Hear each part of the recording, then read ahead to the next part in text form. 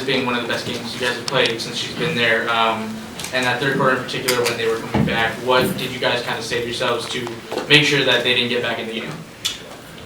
I mean, we know what we're playing for, and the biggest thing when you're approaching this game in the series is keeping the main thing, and understanding that basketball is a game of runs. And I think we understood, and we always tell ourselves we got to weather the storm. And you know, when you're playing against New York Liberty, a great team that has a lot of weapons, you're going to come back. They're going to do things. They're going to do the right things. So for us, we just have to weather the storm, and I think we did a good job of that. Next question, standing to your right. For either one of you five. If you had to describe the first 3 minutes and 59 seconds of this game, how would you describe it? Great defense, playing out of our defense, unselfish, and just our physicality went up another level starting the game. Next question, also standing to the right. KP, 23 points, 5 of 8 from deep. The broadcast tonight said that you were playing with a broken finger. Are you playing with a broken finger?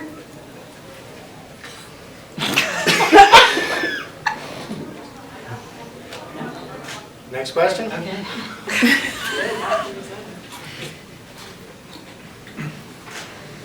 Next question, second row to your left.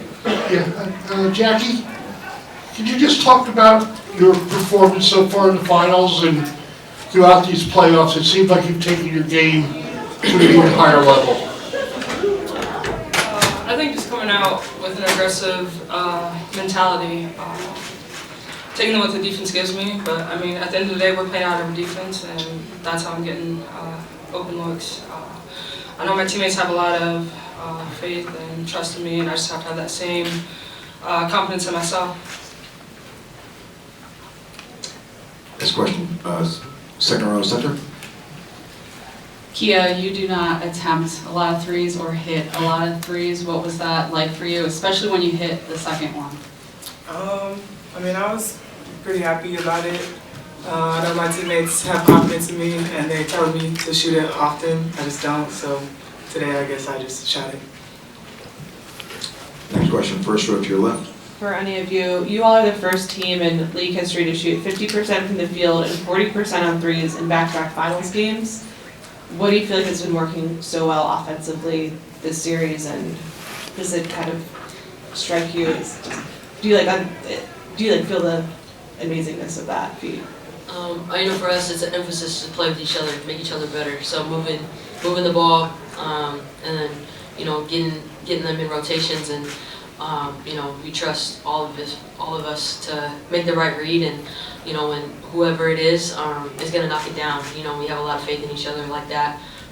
So I think it's just a testament of playing team ball. Next question, second row center. All around the league, you see teams wearing down over the course of the season, bringing in hardship players, and you guys have 6 basically, and look as good as you have all year right now. What do you attribute that, strength to? The league didn't let us get a hardship player, so we've been dealt the card we've dealt. Yeah. No one cares. Figure it out. Yeah. That's kind of like our motto. Yeah, I mean, we can't feel sorry, We've been in a situation where this team has been hit with a lot of different things, and we've just continued to build up each other and making sure that we're just poised in every situation. And when you look up here and when you look in our locker room, when it comes to off-season work, we do it. We put the work in. So when it comes to games later on down the road, we're ready for them because we've pushed ourselves to the limit in the off-season to prepare us for moments like this. So it's moments that we don't take for granted, but also we have an understanding that this is why we work so hard. This is why we are in the situation that we're in. We're grateful, but we know how hard and what it took for us to get here, and we don't let that moment get by. So any chance we have an opportunity to go out there and play hard and play in front of these awesome fans, we're going to do that because we owe them, but also we owe ourselves. We put the work in, so we got to show for it. Next question, third row left. Yeah, if I could, question for Chelsea first and then Asia. Chelsea, I noticed Tisha Panachero tonight on Twitter said she thought you were the best passer in WNBA history, and I know you kind of grew up a Tisha fan and a Monarchs fan. Kind of what does that mean to you? And then I just have a quick follow-up for Asia. That's amazing words from a legend. I wear that my passing ability, like on my sleeve. That's what I worked so hard to be able to develop my whole career. So I'm thankful. She also is a person that paved the way for me to do what I do. So thanks, Tisha. Asia, I believe they're shooting less than 30% when they don't get a touch in the paint. I know it's been a big emphasis of you guys to not allow that, but can you just talk about how well, as a team, you've been able to shut down the paint for them? Oh my God, I'm glad you said we're doing it well, because I think Becky says otherwise. But I mean, it's just a focus thing, it's just really just about buckling in and understanding and knowing personnel and knowing little things. Like in a series, everybody's going to know each other's stuff, but it's the little things that counts, and maybe taking away that paint pointer, contesting that shot, making it harder. Like I said, they're a great team, so they're going to have counters. They're going to know exactly how to maneuver through defense, because that's what great players do. But if you can just make it a little bit harder, and being on that other side and understanding how it's a little bit harder for me, that's how you can kind of create that difference. And it's hard, it's tough, and to do it over the course of 40 minutes, it's tough, but we lean on each other, and understanding that it's just not me and Kia, it's all of us. Next question, third row center. Asia, earlier you were on with TC Martin and you were talking about the X factor or the player that may be overlooked in this series, and you said that Kia Stokes could actually be one of the players that's overlooked, and especially since she can shoot it from 3 and they leave her open. With the game that she had tonight, how much do you feel that the league, or the Liberty, is maybe overlooking her a little bit?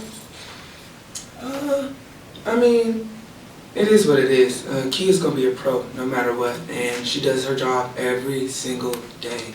And that can be overlooked, that's fine. We love having her in our locker room. And she makes us go in ways of just like always being ready for the next play, always sacrificing anything for the rest of us. So for her to come out and have the night that she did today doesn't come by any surprise, because we see the work that Kia puts in practice every single day.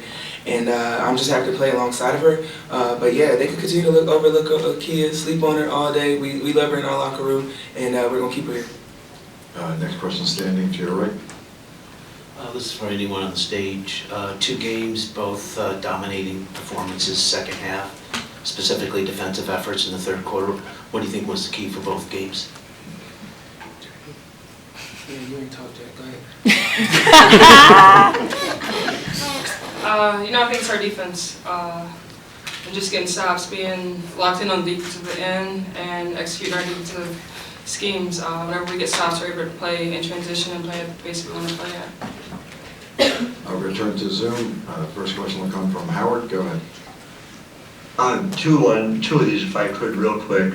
Asia, first for you, whenever we've talked about it, it's been about legacy for you. And so, you talk about playing with a shorter bench. You guys had 4 of the top 18 players in minutes played this year. Is there a significance to not only potentially being on the cusp of back-to-back titles, but doing it with such a small group?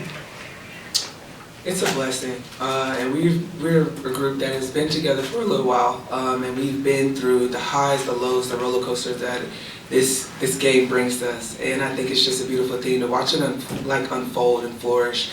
We've been in those locker rooms where I know these 4 had my back when I was crying, and I would go to war for these girls. And so at the end of the day, to see us where we are now and to understand where we came from, never losing sight of that, that's what's building us to have this championship culture and identity that we're trying to build here. And when you're thinking about legacy, you don't get that if you don't get wins and you don't get championships. So I wouldn't want to try to go after another one without my whole locker room that we have here, because we've been through a lot, and we always have each other's back. So I got to credit them 100% of short group, big group, it does not matter. We come in every single day ready to work.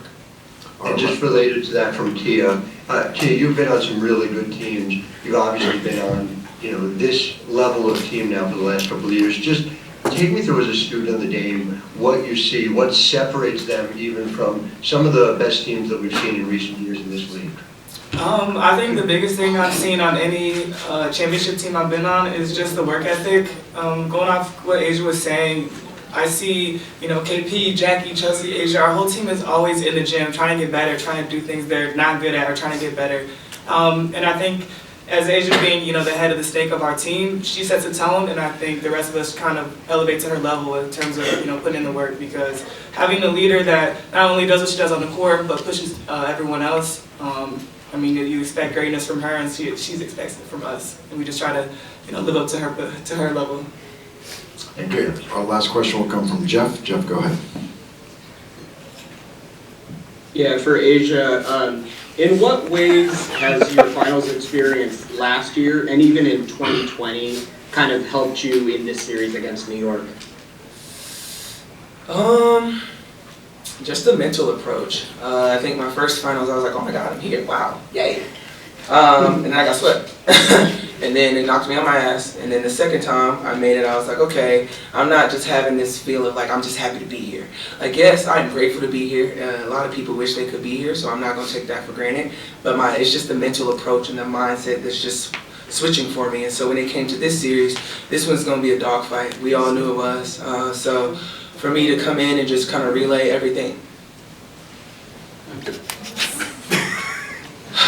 So for me to come in, I just try to project that onto my teammates and to help them understand that, this isn't going to be easy. And we've all been in championship locker rooms before, and we understand how hard it is. So I think that was just my biggest thing when coming to approach this series is being mentally tough. The game's going to go a lot of different ways, but the team that does big on the little things is the team that comes up with the win. So I think the biggest thing for us is just being mentally tough. Thank you. Thank you.